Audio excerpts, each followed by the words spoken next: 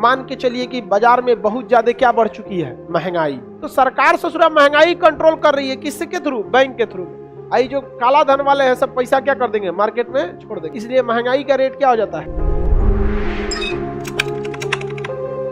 लेकिन एक होता है समानांतर अर्थव्यवस्था, समांतर अर्थव्यवस्था, समांतर अर्थव्यवस्था, समझा गया? कौन सी अर्थव्यवस्था? काला धन को कहा जाता है। किसे कहा जाता है? काला धन को कहा जाता है। ये देश की अर्थव्यवस्था को क्या कर सकता है? बर्बाद कर सकता है। एग्जाम्पल के तौर पे हम समझते हैं, मान के चलिए कि बाजार में बहुत ज्यादा क्या बढ़ चुकी है, महंगाई। बाजार में महंगाई क्या हो चुकी है, बढ़। इसका सबसे बड़ा रीजन है कि लोगों के पास अब पैसे ज्यादा हैं। महंगाई का मतलब होता है कि लोगों के पास पैसे क्या है, ज्यादा है। इसलिए सरकार इन पैसों को कम करना चाहेगी। तो क्या करेगी सरकार?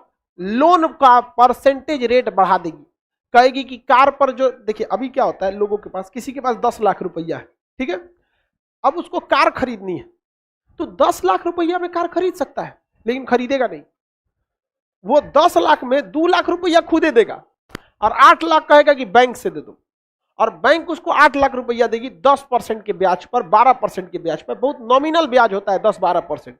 वो भी साल भर बाद, मान के चलिए 1 लाख रुपया बैंक देगी तो 1 साल बाद आएगी तो 1 लाख रुपया और 10,000 रुपया आपसे ब्याज लेगी, तो नॉमिनल ब्याज हो जाता है। जबकि गांव में लीजिएगा तो 5% महीना मानता है सर, तो 12-5 60% पर। गांव में ब्याज कितना मिलता है? 60% सालाना, महीना 5% तो सालाना 60%। तो सरकार कहती है कि लोगों को क्या मत दो, ब्याज मत दो। लोगों को बैंक, अब मान के चलिए बैंक कहना बंद कर दे कि हम पैसे नहीं देंगे कार खरीदने के लिए, लोग कार खरीदेंगे? कार की बिक्री में आधा से ज्यादा का गिरावट आ जाएगा। आज जिसको देखो धाए से गाड़ी खरीद लेता है, सोचो 5 लाख रुपया धाए दे निकाल दिया स्कॉर्पियो, और बैंक नहीं रहेगा तो लिए 13-14 लाख। तो लोग कहते हैं कि 13-14 लाख कौन फंसाएगा?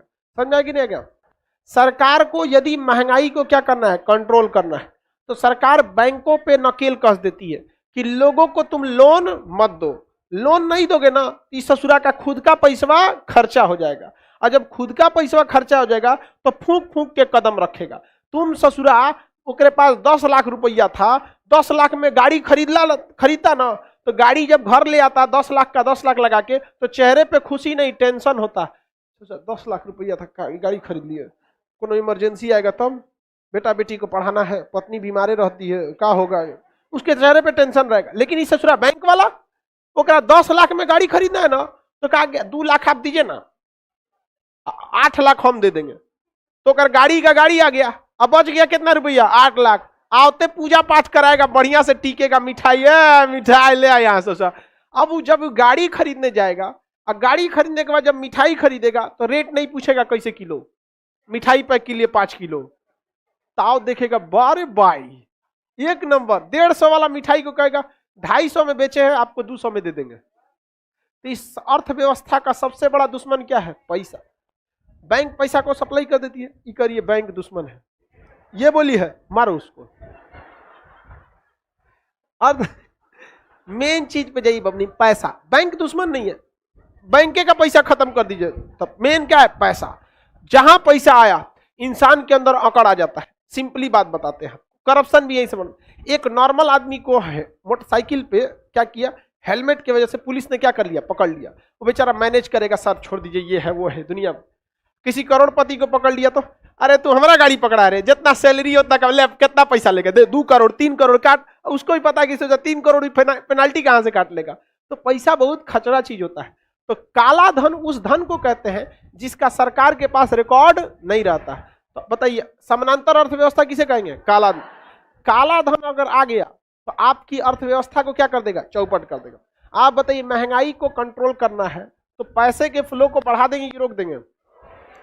जैसे रोक देंगे तो लोग महंगाई को क्या कर लेंगे, खुदे कंट्रोल कर देंगे। तो सरकार क्या करती है, रोक देती है। बैंकों को कहती है लोन मत देना, बैंकों को क्या कह देती है, लोन मत देना। सब आदमी जिस दिन अपने पैसा से करने लगेगा ना, उस दिन समझ में आएगा। यहाँ पर बड़ी बड़ी बिल्डिंग देखेंगे, दिल्ली मुंबई में बन गई, बुर्ज खलीफा बिल्डिंग देखें, सैमसंग कंपनी और GCC गल्फ कंस्ट्रक्शन कंपनी, ये सब मिलके बनाई है सब। आपको पता है इन सब के बनाने में केवल इनका 10% पैसा खर्चा हुआ है, बाकी 90% किसने दिया है, बैंक। अब बैंक नहीं देता तो बुर्ज खलीफा बन गया रहता। नहीं ना बनता। तो बहुत जरूरी होता है कि पैसे को आप क्या करें, कंट्रोल करके रखें, पैसे को खुला छूट नहीं देना है। अब पैसे को कंट्रोल, काला धन कैसे होगा बाबू, ध्यान से समझिए। मान के चलिए कि आपने 1 करोड़ रुपया कमाया और उस पर सरकार को 30% यानी 3 लाख रुपया, 30 लाख रुपया क्या देना था, टैक्स। लेकिन आप वो टैक्स को चोरी करने के चक्कर में इधर टैक्स नहीं दिए, इधर उधर फंसा दिए, झूठे बीमार पड़े नहीं है, दिखा दिए कि हम क्या थे, बीमार थे, ये वो करके पैसा खपा लिए। तो आपने क्या रख लिया है, काला धन रख लिया। अब सरकार चाहती है कि बैंकों को कहेगी कि तुम लोन मत दो, ताकि लोगों के पास पैसे ना जा पाए। तो सरकार ने क्या कर दिया है, लोन को महंगा कर दिया या लोन मना कर दिया। तो जितने अमीर धनाढ़ लोग हैं जो क्या रखे हैं, काला धन, वो कहेंगे हम ही से ले लो ना 2% पे, हमसे क्या ले लो 2%। तो सरकार ससुरा महंगाई कंट्रोल कर रही है, किसके थ्रू, बैंक के थ्रू में।